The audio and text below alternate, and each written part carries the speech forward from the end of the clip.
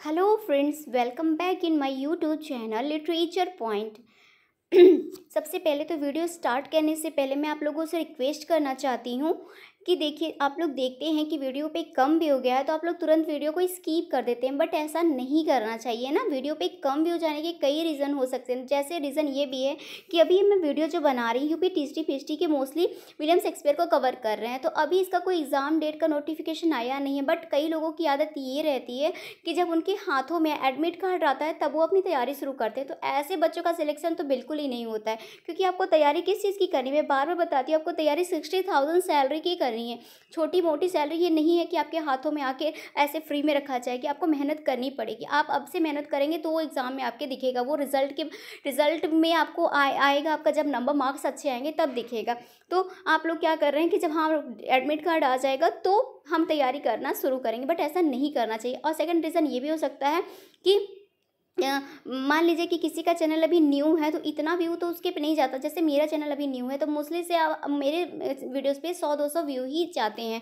इतना मैं बता रही हूँ, अगर 100-200 भी चले जाते हैं तो मैं बहुत खुश होती हूँ। तो इसलिए मैं दिल की बात आप लोग से शेयर कर रही हूँ कि अगर आप लोग यूपी टीएसटी पीएचडी की तैयारी कर रहे हैं तो आप प्लीज़ अभी से अपनी तैयारी स्टार्ट कर दीजिए। आप में से कई बच्चे क्या है, पेड कोर्स को लेकर बैठ रहे हैं कि हाँ पेड से पढ़ेंगे तो ज़्यादा अच्छा पढ़ाया जाएगा। कुछ भी नहीं, पेड से मैं पढ़ चुकी हूँ, इसलिए मैं खुद तैयारी कर चुकी हूँ। इसलिए वही चीज़ें आपको वो भी बताएंगे, वही चीज़ें हम भी बता रहे हैं। फ्री में पढ़ना है तो आप यहाँ पढ़ सकते हैं। अगर पेड बैच आप लिए हैं तो अच्छी बात है, तब तो कोई बात ही नहीं, आप वहाँ से भी तैयारी कर सकते हैं। बट हमारा जो अभी देखिए, हम विलियम शेक्सपियर को कवर कर रहे हैं। 2 टॉपिक ऑलरेडी हम इनका कवर कर चुके हैं। जैसे कि इनका बायोग्राफी हम कवर कर चुके हैं फर्स्ट वाली वीडियो में, एंड सेकेंड वाली वीडियो में इनके 4 पीरियड को हम डिस्कस कर चुके हैं। हम एक सिक्वेंस से पूरा आपका टीएसटी पीएचडी का कंप्लीट कराएंगे, ये इसलिए हम सिक्वेंस से ही चल रहे हैं। और आज का जो हमारा टॉपिक है फ्रेंड, वो है chronology of William Shakespeare place. मतलब इनके प्लेस को एक क्रोनोलॉजी में सीक्वेंस में कैसे ढाला गया है, वही हम आपको डेट वाइज बताएंगे, ईयर वाइज बताएंगे। और सेकंड टॉपिक हमारा, 2 टॉपिक आज हम इस वीडियो में कवर करेंगे। और सेकंड टॉपिक हमारा ये है कि कुछ फेमस रिमार्क्स कह लीजिए या फेमस क्रिटिक कह लीजिए जो विलियम शेक्सपियर पे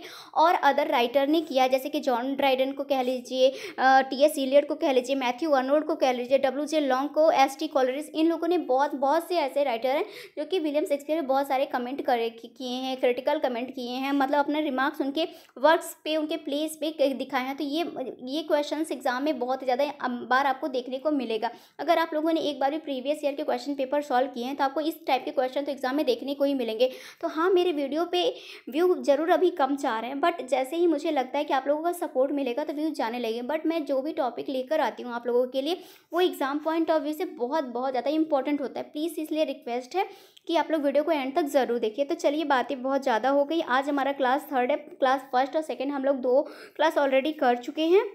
अगर आप लोगों ने वो वाला नहीं देखा है तो प्लीज़ देख लीजिए। बहुत अच्छे से मैंने डिस्कस किया 4 पीरियड को विलियम शेक्सपियर के, और ये उसको देखने के बाद आप कभी भी नहीं भूलेंगे कि कौन से पीरियड से कौन सा वर्क बिलोंग करता है।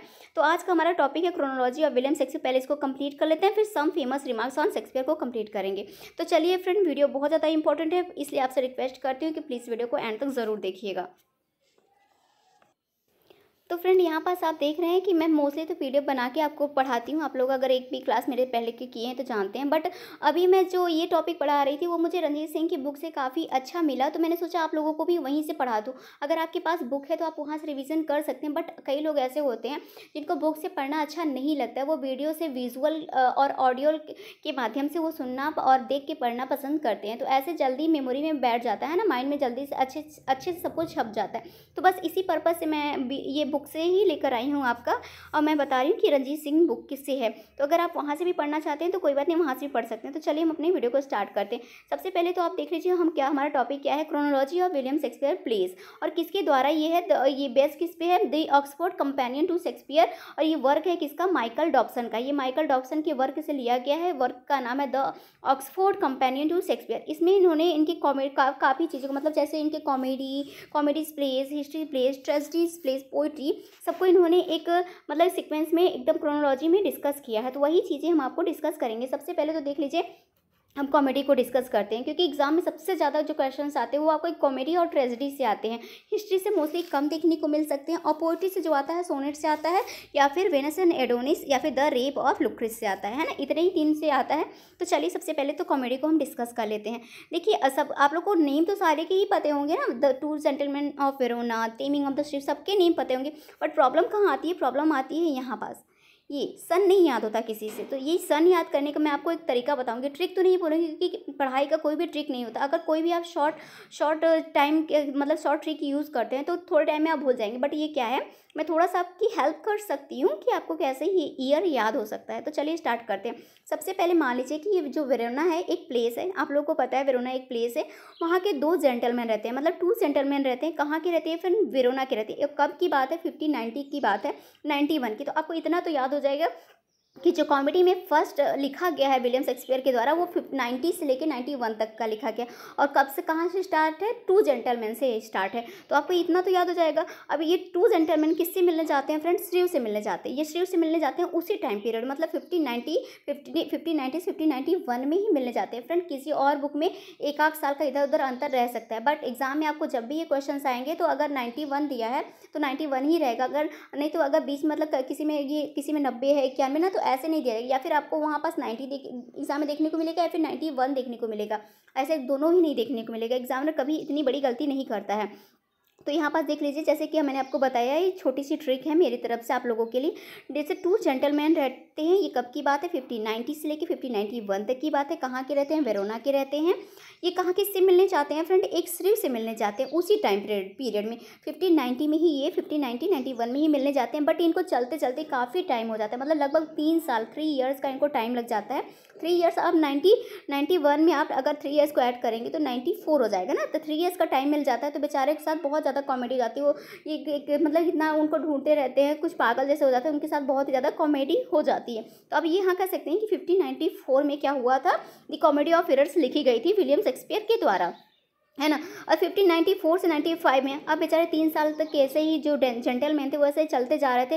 उनके पास कुछ खाने पीने के लिए, कुछ रहने का तो बंदोबस्त था नहीं। तो वो क्या कर देते हैं फ्रेंड?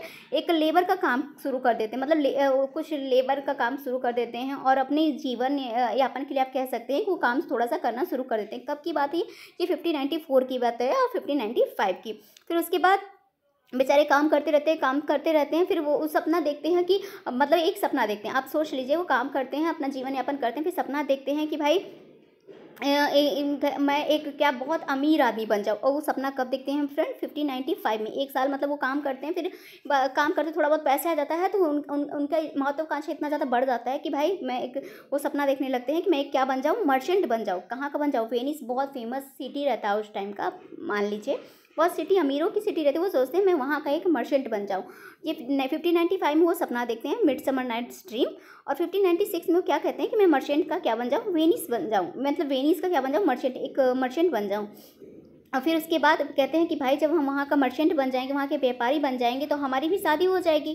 तो आप कह सकते हैं कि 1597 से 1598 तक द मेरी वाइफ्स ऑफ विंसडोर आया। आई होप यहाँ तक आपको समझ में आया होगा और आपको पढ़ाने का तरीका भी अच्छा लगा होगा। तो चलिए आगे का हम पढ़ते हैं। तो इस प्रकार से आप लोगों ने मेरी वाइफ्स तक तो देख लिया कि 1598 में मेरी वाइफ्स तक मतलब कि वो सोच रहे थे कि मर्चेंट बन जाएंगे तो उनकी भी भाई वाइफ्स आ जाएंगी। तो उसके बाद बट ऐसा कुछ होता नहीं, मच अडो अबाउट नथिंग। आप यहाँ पास ये सोच लीजिए कि ऐसा कुछ होता नहीं है, 1598 में ही ऐसा कुछ होता नहीं। अब बात आई 1599 1600 की। तो ये दोनों बेचारे व्यापारी जो रहते हैं वो कहते हैं कि अब क्या करें। तो एक पूछता है अब क्या करें, तो दूसरा वाला कहता है एज यू लाइक इट, जो तुम्हें पसंद हो। वो कब कहता है फ्रेंड? 1590 से लेकर 1600 तक की बात ये लोग कह रहे हैं। तो फिर क्या कहते हैं, फिर ये लोग डिसाइड करते हैं कि जब 12वीं रात है, 12वीं रात मीन्स 12th नाइट को हम कह रहे हैं 12वीं रात, कि वो अपने में डिस्कस करते हैं कि जब 12वीं रात आएगी तब हम कुछ ज़रूर करेंगे। तो ये कब की बात है? 12th नाइट कब की बात है फ्रेंड? 1601 की बात है। अब देखिए मोस्टली आपके क्वेश्चन जो यहाँ से बनेंगे यहीं तक बनेंगे। और जैसे major for major always date, इन सब की नहीं डेट पूछी जाती है 1611 द टेम्पेस्ट की। बट मैं आपको बता देती हूँ स्टोरी कि आपको बाई चांस एग्जाम में अगर देखने को मिल जाए तो आपको याद रहे। वो जब 1601 में ये सोचते हैं, क्या कहते हैं कि जब 12वीं रात आएगी, 12th नाइट आएगा, तो हम क्या करेंगे, कुछ ना कुछ तो ज़रूर करेंगे। तो ये बस ये सोचते रहते हैं, बट ये कुछ कर नहीं पाते, मतलब 2 साल तक ये सोचते रहते हैं। फिर 1603 आती है, क्या आता है, मेज़र फॉर मेज़र। फिर इनको एक उपाय मिलता है, कह रहे अरे मेरे पास तो एक उपाय है। मेज़र के मीन्स क्या होता है, उपाय। कहते हैं अरे मेरे पास तो एक उपाय है, जैसे हम इन सबको क्या सब कुछ कर सकते हैं। तो क्या करते हैं, कहते हैं भाई कुछ भी मत करो, हम लोग जैसे जी रहे हैं वैसे जी रहे हैं, हम जैसे काम करें वैसे काम कर रहे हैं, कुछ ना कुछ तो हमारे साथ होगा। तो बेचारे क्या कहते हैं, अपने आप को संतोष दिलाते हैं। तो 1604 में ये क्या कहते हैं, खुद को संतोष दिलाते हैं और कहते हैं ऑल्स वेल दैट एंड्स वेल, मतलब अंत भला तो सब भला। अब 1609 की क्या बात है, विंटर स्टिल को आप देख सकते हैं, सिंपल सा है और ये तो बहुत ही ज़्यादा फेमस है। 1611 द टेम्पेस्ट, ये स्वान सॉन्ग विलियम शेक्सपियर का माना जाता है, ये आप सभी को पता होगा। अगर एग्जाम में पूछ लिया जाए कि विलियम शेक्सपियर का स्वान सॉन्ग किसे माना जाता है या फिर लास्ट का प्ले किसे माना जाता है, तो किसे माना जाता है फ्रेंड, दी टेम्पेस्ट को माना जाता है। वो कब आया था फ्रेंड, 1611 में आया था। तो यहाँ पास तो आपकी कॉमेडी क्लियर हो गई। आई होप आपको अच्छा लगा होगा पढ़ाने का तरीका। मैं अपनी तरफ से पूरी कोशिश कर रही हूँ कि आपको पढ़ाने का तरीका अच्छा लगे। देन हम बात करते हैं हिस्ट्री प्लेस की। हिस्ट्री प्लेस में देखिए कुछ भी ज़्यादातर मोस्टली इंपॉर्टेंट कुछ एग्जाम में तो आज तक देखने को नहीं मिला है। 1-2 क्वेश्चन आते हैं तो वो हेनरी फोर्थ से आते हैं, फर्स्ट पार्ट सेकंड पार्ट। तो देख लीजिए एक बार थोड़ा सा इसको भी। 1591 में हेनरी 6 आया, पार्ट सेकंड। सबसे पहले आपको ये डिसाइड करना है कि देखिए 1591 1592 दो वर्क तो इनका 1591 में ही आ गया है और 1592 में इनका तीसरा वर्क आया है। बट जो आपको कंफ्यूजिंग एग्जाम में ये रहता है कि ये कर देते हैं एग्जाम में, ऐसे एग्जाम में एग्जामिनर दे देते हैं कि दे देंगे कि इनको सीक्वेंस में लगाइए। तो लोग क्या करते हैं, पहले लगा देंगे हेनरी 6 पार्ट फर्स्ट, फिर हेनरी पार्ट सेकंड, फिर हेनरी 6 पार्ट थर्ड। ऐसे नहीं करना है। सबसे पहले आपको याद करना है कि हेनरी 6 पार्ट सेकंड सबसे पहले आया था, फिर हेनरी 6 पार्ट थर्ड आया था, फिर पार्ट फर्स्ट आया था। तो 2, 3, 1 का सीक्वेंस आपको लेके चलना है। 1591, 1591, 1592। तो आई होप आपका यहाँ तक क्लियर हो गया होगा। अब बात आई यहाँ की the tragedy of Richard third. तो यहाँ से क्वेश्चन देखने को नहीं मिलते, मोस्टली क्वेश्चन आपको एग्जाम में यहीं से देखने को मिलेंगे। एग्जामिनर क्या करता है, बच्चों को कंफ्यूज करने के लिए ये ऐसा सीक्वेंस का क्वेश्चन पूछ लेता है। प्रीवियस ईयर में ये आया भी हुआ है, मैं सॉल्व करी हूँ इसलिए आपको बता रही हूँ। आपको बस ये आपको क्लियर होना चाहिए कि सेकंड, थर्ड और फर्स्ट सबसे लास्ट में आता है। लेकिन मोस्टली बच्चे क्या लगा के आते हैं, फर्स्ट, सेकंड, थर्ड, तो उनका एक नंबर तो माइनस हो जाता है। बट आपको एक नंबर अपना माइनस नहीं करना है, इसलिए मैं आपको क्लियर करा देना चाहती हूँ। देखिए यहाँ से नहीं आएगा, लेकिन फिर भी आप थोड़ा सा देख लीजिए। 1592 में इनका आया था the tragedy of Richard third और 1595 में आया the tragedy of king Richard second. तो यहाँ पास भी एक सीक्वेंस देख लीजिए कि पहले तो रिचर्ड थर्ड आया, फिर उसके बाद किंग रिचर्ड सेकंड आया। फिर 1596 में the life and death of king John. यहाँ से तो ना के बराबर ही क्वेश्चन देखने को मिलते हैं। 1596 में ही 97 कह लीजिए, फिर किंग हेनरी 4 आया और पार्ट फर्स्ट, फिर किंग हेनरी 4 पार्ट सेकंड। और फिर यहाँ पास 1598 में क्या आया, the life of just a second Henry the fifth. फिर सबसे लास्ट में जो इनका वर्क आया था, वो देखिए लास्ट वर्क सबका इंपॉर्टेंट हो जाता है। 1613 में आया था, हेनरी 8 आया था और जैसे कि या फिर इसको हेनरी 8 भी कह लीजिए या फिर ऑल इज ट्रू। तो यहाँ से क्वेश्चन देखने को नहीं मिलते। मोस्टली आपके क्वेश्चन जो देखने को मिलते हैं आपके यहीं से देखने को, अभी तक मुझे प्रीवियस ईयर में यही क्वेश्चन देखने को मिले हैं। तो आपकी हिस्ट्री प्लेस भी कंप्लीट हो गई। अब बात आती है ट्रेजेडी प्लेस की, कि हम ट्रेजेडी प्लेस को कैसे याद करें। सिंपल, मैं आपको बता देती हूँ, आप आज के बाद कभी नहीं भूलेंगे।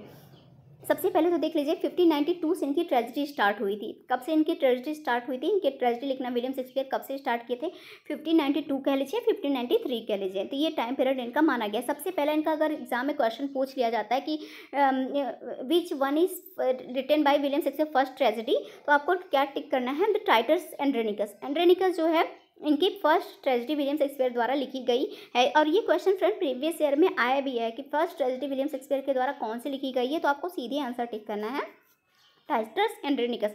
इसका फुल नेम है the tragedy of Titus Andronicus. और 1595 में आता है रोमियो एंड जूलियट। इसका देखिए बहुत ज़्यादा पूछ लिया जाता है। 1595 में मतलब रोमियो एंड जूलियट को कब लिखा गया है, 1595 में। तो चलिए हम आपको इसकी भी स्टोरी बता देते हैं, जो कि आप क्या भूलेंगे नहीं। बाकी तो देखिए सबसे पहले तो ये हम थोड़ा सा आपको ये जो 4 ग्रेट ट्रेजेडी उसको याद करा देते हैं। सबसे पहले तो आप जानते ही होंगे कि उसको होकम से जाना जाता है ना, Hamlet, Othello, king layer, Macbeth, होकम से जाना जाता है। सबसे पहले तो देखिए होकम आया था 1, 4, 5, 6। अब इतना ये याद कर लीजिए, आपको ट्रेजेडी कभी नहीं भूलेगी। अगर टाइम पीरियड आपको ट्रेजेडी से पूछ लिया गया तो जो इनका हैमलेट आया था, मतलब कि ट्रेजेडी ऑफ हैमलेट कह लीजिए या फिर प्रिंस ऑफ डेनमार्क कह लीजिए, ये पूरा फुल नेम कभी पूछ लिया जाता है तो the tragedy of Hamlet prince of Denmark इनका फर्स्ट है, जो कि कब आया था फ्रेंड, फर्स्ट मतलब कि कब आया था, 1601 में आया था। अब 1601 तो देखिए आपको सब में देखने को मिलेगा, बट कन्फ्यूजिंग ये रहेगा कि 1, 2, 4 ऐसे करके। तो आपको जो हैमलेट है वो आपको होकम तो याद ही होगा, तो बस होकम के ऊपर इतना याद कर लीजिए कि 1, 4, 5, 6, यहाँ 2, 3 बीच में गैप है, 1 और 4 के बीच में 2, 3 गैप है, 1, 4, 5, 6। तो होकम आपको याद हो गया, तो 4 ग्रेट ट्रेजेडी का टाइम तो आपको पक्का ही पता चल गया, सन आपको पता चल गया है ना। तो सिंपल सी बात है, देखिए दी ये आपको ट्रेजेडी पता चल गया। अब सबसे पहले तो मैंने आपको बताया कि विलियम शेक्सपियर ने 1592 1593 से अपनी ट्रेजेडी लिखना स्टार्ट की थी। फर्स्ट ट्रेजेडी है उनकी, टाइटस एंड यूरिकस। अब सेकंड जो आती है the tragedy of Romeo and Juliet, मतलब दो जो लव बर्ड्स होते हैं उनकी ट्रेजेडी कब है, 1595 की है। अब 1595 में बेचारे क्या करते हैं, जस्ट अ सेकेंड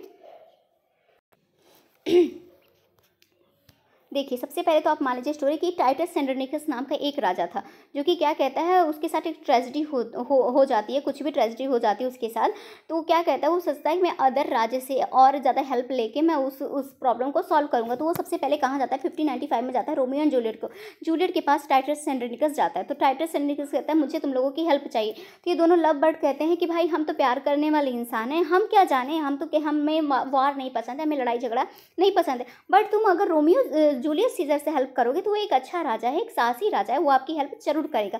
तो जूलियस सीजर कब आई फ्रेंड, देखिए सबसे पहले 93 में टाइटस सेंड्रोनिकस, 95 में रोमियो एंड जूलियट, 99 4 ईयर बाद क्या है, जूलियस सीजर है। तो वो कहते हैं जूलियस सीजर से आप हेल्प लोगे तो वो जरूर से जरूर कर देंगे। तो आई होप आपको यहाँ पर जूलियस सीजर फिर उनकी टाइटस सेंड्रोनिकस की हेल्प कर देते हैं। तो यहाँ तक की स्टोरी आपको पता चल गई। तो आपको पता चल गया कि 92 93 में टाइटस सेंड्रोनिकस, 95 में रोमियो जूलियट, 99 में जूलियस सीजर आया। तो यहाँ पास की आपकी स्टोरी पता चल गई। अब बारी आई 1601 की। 1601 में मैंने बताया आपको कि द ट्रेजेडी ऑफ हैमलेट या फिर कह लीजिए प्रिंस ऑफ डेनमार्क, ये फुल नेम है। कभी कभी एग्जाम में फुल नेम पूछ लिया जाता है कि हैमलेट का फुल नेम बताइए, तो the tragedy of Hamlet prince of Denmark, ये फुल नेम है इनका। तो ये हम इनका जो मैंने आपको बताया है कि 1601 है। अब 1602 में मैंने कहा था ना कि 2 साल का गैप है। अब 2 साल का गैप कहाँ जाएगा, 2 साल का गैप कहाँ जाएगा, 1602 में आया था the history of Troilus and Cressida, और 1603 में आया था थ्री, यहाँ पास 3 नहीं है, अगर एग्जाम में 3 तो आपको देगा ही नहीं, 4 का ही रहता है मोस्टली। ये टाइम पीरियड लिया गया 1603 से 1604 तक। तो द ट्रेजेडी ऑफ ओथेलो आया, मैंने आपको बताया है कि इसका फुल नेम है the tragedy of Othello the Moor of Venice.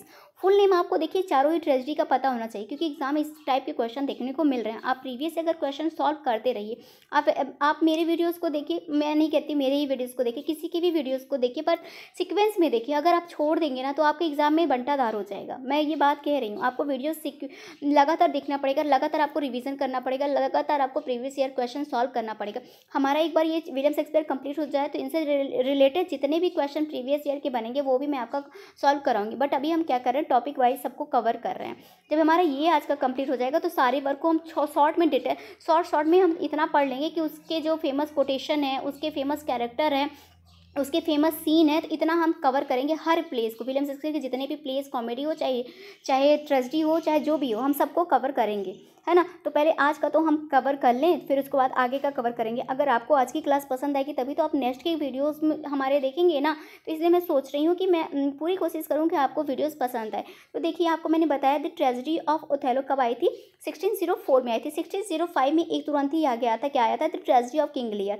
फिर उसके बाद 1605 में the life of Timons of Athens. इससे तो मोस्टली क्वेश्चन नहीं देखे जाते हैं 4 ग्रेट ट्रेजेडी से। और 1607 most famous the tragedy of Macbeth, जो कि क्या मतलब ये इनको बहुत ही फेमस वर्क माना गया है, द ट्रेजेडी ऑफ मैकबेथ, आप लोग जानते ही हैं। फिर उसके बाद मोस्टली यहीं से क्वेश्चन आते हैं। फिर the tragedy of Antony and Cleopatra से कोटेशन आपको मोस्टली देखने को मिलेगा, पर टाइम पीरियड वाला क्वेश्चन सन का तो नहीं देखने को मिलता है, बट कोटेशन इससे आते रहते हैं। तो वो मैं आपको नेक्स्ट के वीडियोज़ में कवर करवाती रहूँगी, आप उसकी चिंता बिल्कुल भी ना करें। बस आप वीडियो को लगातार देखते रहिए। जो भी मैं वीडियो अपलोड करी मोस्टली आधे घंटे का वीडियो रहता है, क्या ही है यार, आधे घंटे 30 मिनट अगर आप अपनी पढ़ाई को दे रहे हैं और उसके बाद आपके हाथों में 60,000 की सैलरी आ रही, तो बहुत बड़ी बात है ना। तो बस आप आधा घंटा मुझे दीजिए प्लस अपने खुद की पढ़ाई को 2 घंटा दीजिए। अगर आपका एडमिट कार्ड नहीं आ रहा है मतलब से आप 3 घंटा तो पढ़ ही सकते हैं ना, 3 घंटा तो आपको देना ही पड़ेगा पर डे। आप 3 घंटा तो दीजिए, 3 आवर्स तो आपको देना ही पड़ेगा अपनी स्टडी को, वरना आप जॉब भूल जाइए। तो देखिए 1606 में क्या आया था, the tragedy of Antony and Cleopatra. और लास्ट में इनका जो वर्क आया जाता है जो कि फर्स्ट फोलियो में इंक्लूड नहीं हुआ था, पेरिक्लिस तो सॉरी मैं बताना भूल गई, मतलब कि पेरिक्लिस कब आया था, 1603 में आया था। हाँ पेरिक्लिस ही शायद इंक्लूड नहीं हुआ था ना, जस्ट सेकंड मैं बता देती हूँ कौन सा, पेरिक्लिस ही नहीं हुआ था शायद। हाँ थोड़ा कंफ्यूजिंग बट यही नहीं हुआ था। कमेंट करके बताइएगा कि फर्स्ट फोलियो में ये इंक्लूड हुआ था कि नहीं। फिर उसके बाद यहाँ से क्वेश्चन नहीं आते हैं बट आप देख लीजिए 1608 में आया था द ट्रेजेडी ऑफ कोरोनलिस एंड 1610 में आया था द ट्रेजेडी ऑफ सिम्बलिन। फिर उसके बाद द टू नोबल किंग्समैन, बस इतना आया था, मतलब जॉन फ्रेजर के द्वारा इन्होंने इसके साथ में लिखे थे। कौन से लिखे थे इनका, द टू नोबल किंग्समैन। किस मोस्टली लिखा जाता है कि किसके कोलैबोरेशन में ये विलियम शेक्सपियर ने लिखा था, तो जॉन फ्रेजर के कोलैबोरेशन में ही ये वर्क लिखा था, द टू नोबल किंग्समैन।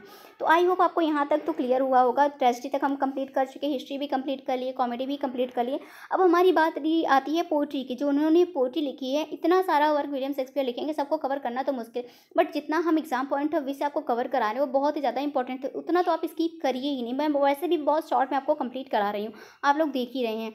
सबसे पहले तो वीनस एंड एडोनिस से हमेशा यही आता है, क्या आता है कि इनका सन का ही पूछ लिया जाता है। सबसे पहले पूछ लिया जाता है फर्स्ट पोइट्री इनकी कौन सी है, वीनस एंड एडोनिस है। फिर उसके बाद किसको डेडिकेट किया गया है, अर्ल ऑफ साउथहैम्पटन को किया गया, फिर कह लीजिए फिर क्या लिया जाता है इनका सन, या फिर 1594 रेप ऑफ लुक्रिस। तो ये दोनों तो बहुत ज़्यादा इंपॉर्टेंट है। फिर कभी कभी इसका सन भी पूछ लिया जाता है, दी पैशनेट पिलग्रिम्स का 1599।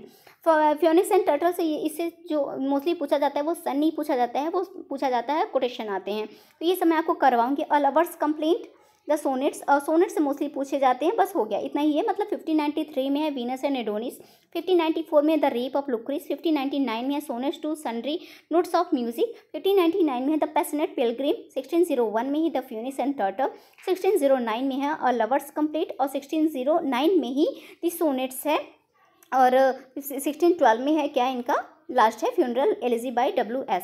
तो इतना वर्क इनका ये हो गया। तो अब हम बात करते हैं सम फेमस बुक्स, कह लीजिए आप, या सबसे पहले तो हम कंप्लीट करें सम फेमस बुक्स, मतलब सबसे पहले बुक्स को कंप्लीट करते हैं कि जिन्होंने फेमस बुक्स विलियम शेक्सपियर के बारे में लिखा है उसको कंप्लीट कर लेंगे। फिर क्या करें, क्रिटिकल कमेंट कह लीजिए, या फिर कह लीजिए कि रिमार्क्स कह लीजिए। विलियम शेक्सपियर जितने भी हुए हैं, जितने भी इंपॉर्टेंट आपके एग्जाम पॉइंट ऑफ व्यू में आ सकते हैं, एग्जाम पॉइंट ऑफ व्यू से जितने भी इंपॉर्टेंट है उसको मैं कवर कराती हूँ। तो आज हमारा देखिए 20 मिनट हो तो ऑलरेडी हो गया है, जल्दी से हम कवर कर लेते हैं ना। तो चलिए स्टार्ट करते हैं सेकंड टॉपिक। यहाँ पास हमारा फर्स्ट वाला टॉपिक फ्रेंड इस कंप्लीट हो गया ना। आप लोग देख रहे हैं, आपको मजा आया पढ़ने में, मजा आया तो प्लीज़ वीडियो को लाइक कर दीजिए। मेरी रिक्वेस्ट है आपसे, आप लोग लाइक करेंगे तो मुझे अच्छा लगेगा, और एक प्यारा सा कमेंट ड्रॉप करेंगे कमेंट बॉक्स में तो मुझे और भी ज़्यादा अच्छा लगेगा कि पढ़ाने का तरीका कैसा था। देखिए हम अब ये हमारा जो सेकंड वाला टॉपिक है उसको क्या है, some famous books on Shakespeare. ये मैंने आपको बताया कि ये बुक का ही मैंने कैप्चर किया, इसको PDF बनाया बुक से ही। तो वो बुक का है तो इसलिए इस ऐसे है, बट आपको दिख रहा है सब कुछ क्लियर ही दिख रहा है, ऐसा तो है नहीं कि नहीं दिख रहा है। बट रिवीजन करना है हमें, तो रिवीजन चाहे जैसे भी हो हमें करना ही है। सबसे पहले तो यहाँ से क्वेश्चन बहुत ही ज़्यादा है आ जाता है कि हैमलेट एंड हिज प्रॉब्लम। आपको मोस्टली हर ईयर आपको ये क्वेश्चन देखने को मिलेगा कि हैमलेट एंड हिज प्रॉब्लम किसके द्वारा लिखी गई है, T.S. इलियट द्वारा लिखी गई है। क्या है तो है ना, हैमलेट एंड हिज प्रॉब्लम आपको मोस्टली ये देखने को मिलेगा। और ये तो आपके रटा हुआ होगा कि हैमलेट एंड हिज प्रॉब्लम किसके द्वारा लिखा गया, T.S. इलियट द्वारा लिखा गया है। और दूसरा हमारा वर्क आता है शेक्सपियर इन द क्लासरूम। ये वर्क भी पूछा जाता है किसके द्वारा लिखा गया, थियोडोर ड्वाइट वेल्ट द्वारा, Shakespeare in the classroom. Okay, मतलब ये शेक्सपियर इन द क्लासरूम जब इनका फर्स्ट पीरियड का था वर्कशॉप का, वही इसमें डिस्क्राइब किया गया। मैंने आपको बताया था जब 4 पीरियड में आपको सेकंड वाले वीडियो में सेकंड वाले क्लास में आपको डिस्क्राइब कर रही थी, तो उनके 4 पीरियड को मैंने डिस्क्राइब किया था ना मैंने आपके, जैसे कि a period of early experiment, a period of rapid growth and development, a period of gloom and depression, a period of restored serenity of काम आफ्टर स्टॉर्म। मैंने ये कहा था ना, ये वाला 4 पीरियड था, मैंने उसमें आपको बताया सेकंड वाले में ना, in the workshop, in the word, out of death, on the Heights, मैंने बहुत अच्छे से आप लोगों को क्लियर किया था। अगर आप लोगों ने वो वाला वीडियो नहीं देखा है तो प्लीज़ सेकंड वाला वीडियो देख लीजिए। क्योंकि बायोग्राफी चलो सबका जन्म बर्थ विलियम शेक्सपियर का सबको पता है, माता पिता का नाम, उनकी वाइफ का नाम, उनके बच्चे का नाम सबको पता है, बट प्रॉब्लम आती है उनके जो उनका 4 पीरियड है उसमें प्रॉब्लम आती है। तो मैंने बहुत अच्छे से आपको सेकंड वाले वीडियो में क्लियर करवाया है, तो आप उसको ज़रूर देख लीजिएगा। देखिए यहाँ पास तो जो है इनका वर्क ये वाला शेक्सपियर इन द क्लासरूम वही दिखाया गया इन द वर्क्स ऑफ, जिनका फर्स्ट पीरियड रहता है उसके बारे में इन्होंने बताया है। फिर हमारा थर्ड बुक आता है Shakespeare and tragedy. Shakespeare and tragedy बहुत ही ज़्यादा फेमस है, किसके द्वारा लिखा गया है? AC ब्रैडली द्वारा लिखा गया है। मोस्टली इनका शेक्सपियर एंड ट्रेजेडी ही पूछा जाता है, और इन्होंने 1904 में शेक्सपियर एंड ट्रेजेडी लिखा था। सन नहीं पूछा जाएगा एग्जाम में पूछा जाएगा कि शेक्सपियरियन ट्रेजेडी किसके द्वारा लिखा गया है, तो आपको सीधे आंसर बिल्कुल जबान पे होना चाहिए कि AC ब्रैडली द्वारा लिखा गया है। और इन्होंने दूसरा वर्क इनका था ऑक्सफोर्ड लेक्चर्स ऑन पोइट्री, ये 1909 में आया था, ये भी AC ब्रैडली द्वारा मोस्टली। बट ये एग्जाम में जो पूछा जाता है वो शेक्सपियर एंड ट्रेजेडी पूछा जाता है कि शेक्सपियरियन ट्रेजेडी किसके द्वारा लिखा गया है? AC ब्रैडली द्वारा लिखा गया है। तो यहाँ पास आपका हो गया। और यहाँ फोर्थ जो बुक आई है आपकी, नेक्स्ट बुक आई है how many children had lady Macbeth. ये क्वेश्चन जो यहाँ पास, जैसे कि जब मैकबेथ हम लोग विलियम शेक्सपियर को पढ़ रहे हैं तो उसमें नहीं बताया गया है कि विलियम मैकबेथ के कितने बच्चे रहते हैं, लेडी मैकबेथ क्यों पागल हो जाती है ना, इसे बताया नहीं जाता है कि वो क्यों कहती हैं कि मैंने अपने बच्चों को मार दिया, ऐसा कुछ। तो इसमें जो एल्सी नाइट्स ने जो बुक लिखी है उसमें बताया कि उनके कितने बच्चे रहते हैं। तो यही इनका बुक का नेम है how many children had lady Macbeth. किसके द्वारा लिखा गया है फ्रेंड? एक AC रहता है। ये कब लिखा गया है? जो पब्लिश हुआ था 1933 में हुआ था, और किसके द्वारा हुआ था? एल्सी नाइट्स के द्वारा हुआ था। तो आई होप आपका यहाँ तक का क्लियर हुआ होगा। फिर नेक्स्ट हमारा बुक आता है जो विलियम शेक्सपियर के बारे में लिखा गया है, जिसने लिखा है किसके द्वारा लिखा गया है फ्रेंड? थॉमस डी क्वेंसी के द्वारा। Famous writer, most famous writer रहे, क्योंकि इनका वर्क आया था, इनका भी ये भी एक ऐसे ही है, on the knocking at the gate in Macbeth. ये भी मैकबेथ में बहुत सारे बुक्स अदर राइटर जो है, मैकबेथ, हैमलेट, मोस्टली आपको हैमलेट और मैकबेथ में मोस्टली आपको जो अदर राइटर हैं इतने फेमस वर्क थे कि इन दोनों पे उन्होंने अपना राय देने के लिए विलियम शेक्सपियर पे बुक ही लिख डाली थी उनके वर्क पे। तो on the knocking at the gate in the Macbeth, ये किसके द्वारा लिखा गया है फ्रेंड? Thomas D क्वेंसी। आपको बिल्कुल भी कंफ्यूज नहीं होना है कि how many children had lady Macbeth किसके द्वारा लिखा गया? एल्सी नाइट्स के द्वारा लिखा गया। अगर क्वेश्चन पूछ दे on the knocking at the gate in Macbeth किसके द्वारा लिखा गया है, तो थॉमस डी क्वेंसी द्वारा लिखा गया है। कब लिखा गया है फ्रेंड? डेट नहीं पूछा जाएगा, बट अपने नॉलेज में आप रखे रहिए। 1823 की बात है, ये मतलब 1823 में लिखी गई थी। और ये क्वेश्चन आपसे पूछा जाता है the wheels of fire, the wheel of fire इसमें लिखा है, बट मोस्टली शायद व्हील्स ऑफ फायर होगा, क्या नहीं क्लियर पता है। The wheel of fire, the interpretation of Shakespeare, full book का नेम है ये, इंटरप्रिटेशन ऑफ शेक्सपियर ट्रेजेडी, यहाँ तक कि पूरे बुक का नेम है। या फिर कह लीजिए the imperial theme, the Shakespearean Tempest, the crown of life. इतने सारे वर्क हैं जो कि किसके द्वारा लिखा गया है फ्रेंड? मतलब कि Shakespearean Tempest, the crown of life 1947 में ये वर्क आया था। शेक्सपियरियन एंड टॉलस्टॉय ये आया था 1934 में आया था। किसके द्वारा लिखा गया friend? George Richard Wilson night के द्वारा ये लिखा गया है। ओके, तो आपको ये क्लियर हो गया कि द व्हील्स ऑफ फायर किसके द्वारा लिखा गया। देखिए इसमें से इंपॉर्टेंट जो है वो है the wheels of fire, Shakespeare and Tolstoy, ये ज़्यादा इंपॉर्टेंट है। मोस्टली आपको यही दो वर्क एग्जाम में देखने को मिलेंगे, तो आपको याद रखना है कि द व्हील ऑफ फायर किसके द्वारा लिखा गया है? जॉर्ज रिचर्ड द्वारा लिखा गया है, जॉर्ज रिचर्ड विल्सन नाइट द्वारा लिखा गया है। अब एक बुक और आता है, बहुत ज़्यादा इंपॉर्टेंट नहीं है बट आपको नॉलेज में होना चाहिए। द टाइम ही देखिए स्टार्टिंग जो थे ना, इनसे ही ज़्यादातर क्वेश्चन पूछे जाते हैं कि ये बुक किसके द्वारा लिखा गया है। तो यहाँ पास बट हमें और भी नॉलेज थोड़ा सा एक्स्ट्रा रख लेंगे तो कोई गड़बड़ तो नहीं है, कोई प्रॉब्लम तो नहीं है ना, इसलिए हमें थोड़ा सा एक्स्ट्रा नॉलेज रखनी चाहिए। तो हमारा नेक्स्ट बुक आता है the time is out of joint. ये किसके द्वारा लिखा गया? फुल बुक का नेम देख लीजिए आप एक बार। अब the time is out of joint, a study of Hamlet and time is free, a study of Macbeth by Roy Walker. इन्होंने इसमें हैमलेट और मैकबेथ दोनों की स्टोरी मतलब थोड़ी सी शेयर की है। किसके द्वारा लिखा गया? रॉ वॉकर के द्वारा ये लिखा गया है। अब नेक्स्ट हमारा बुक आता है a short biography in some account of the life of mister William Shakespeare. इस नेम से ही इन्होंने लिखा है, निकोलस स्ट्रॉ ने। निकोलस स्ट्रॉ ने इनके नेम से ही लिखा है, तो आपको सिंपल ये पता हो जाना चाहिए कि निकोलस स्ट्रॉ के द्वारा कौन सा बुक लिखा गया है। A short biography entitled some account of the life of mister William Shakespeare by Nicholas Straw. तो आई होप आपका यहाँ तक क्लियर हुआ होगा। अब यहाँ पास ये देख लीजिए, ये इंपॉर्टेंट हो जाता है, ये काफ़ी मतलब आप लोग क्विज भी करते होंगे प्रीवियस ईयर में, तो ये इंपॉर्टेंट है कि शेक्सपियरियन कॉमेडी किसके द्वारा लिखा गया है, शेक्सपियरियन ट्रेजेडी किसके द्वारा लिखा गया है। तो ये H.B. चार्ल्टन के द्वारा लिखा गया है। चार्ल्टन, हाँ ये कुछ भी कह लीजिए, H.B. चार्ल्टन के द्वारा लिखा गया है। शेक्सपियरियन कॉमेडी कब आई थी फ्रेंड? 1938 में आई थी, और जो आई थी शेक्सपियरियन ट्रेजेडी वो 1948 में आई थी। तो आई होप यहाँ तक आपका क्लियर हुआ होगा। नेक्स्ट हमारा बुक आता है Shakespeare's words of images, the development of his moral ideas by Donald Alfred Stauffer, that has many famous chapters in title the country mouse, the school of love. मतलब उन्होंने काफ़ी famous chapters को उठाया था इसमें। The country mouse, the school of love, Romeo and Juliet, the garden of Eden, the unweeded garden, the dark tower, road to freedom. इतना लिखा गया, किसके द्वारा लिखा गया फ्रेंड? डोनाल्ड अल्फ्रेड, ये हाँ नेम है, डोनाल्ड अल्फ्रेड स्टफर्ड के द्वारा ये इतने वर्क को लिखे गए हैं। नेक्स्ट हमारा आता है दी फूल्स ऑफ शेक्सपियर। ये वर्क भी इंपॉर्टेंट है, ये भी मोस्टली देखने को मिलता है कि द फूल्स ऑफ शेक्सपियर किसके द्वारा लिखा गया है? 1913 में लिखा, 1913 में लिखा गया, सॉरी मैं 1933 बोल गई, 1930 में लिखा गया है ये, 1913 में बाई वार्डे फेडरिक, फेडरिक के द्वारा ये लिखा गया द फूल्स ऑफ शेक्सपियर। तो आप मिला सकते हैं कि ये फूल्स का ये एफ ले लीजिए, ये फूल्स का एफ ले लीजिए और फेडरिक का एफ ले लीजिए, तो दोनों मिलता जुलता है ना, तो आप ऐसे बिल्कुल ही निशाना लगा सकते हैं। मतलब आप एग्जाम में अगर तुक्का भी लगा रहे हैं तो तुक्का ऐसे लगाओ कि हमारा बैठ ही जाए। तो आप ऐसे फूल्स का द फूल्स ऑफ शेक्सपियर से लेके फेडरिक, आई होप आप आज के बाद तो ये भूलेंगे नहीं। अगर ये सामने वर्क आ गया आपके पास तो आप बिल्कुल ही इसको कर लेंगे। तो यहाँ पास है हमारा ख़त्म हो गया। नेक्स्ट हमारा बुक आता है द क्रिटिकल एसे। इनका एक एसे आया था क्रिटिकल, कौन से नाम से आया था? शेक्सपियर, जस्ट अ सेकेंड, ये थोड़ा सा ऊपर नहीं जा रहा है। Shakespeare's English kings is written by किसके द्वारा है? वॉल्टर पीटर ने लिखा था। किस नेम से लिखा था फ्रेंड अपना एसे?